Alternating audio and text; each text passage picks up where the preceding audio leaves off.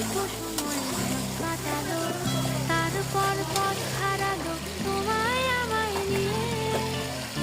আগে যদি বুঝতো তারা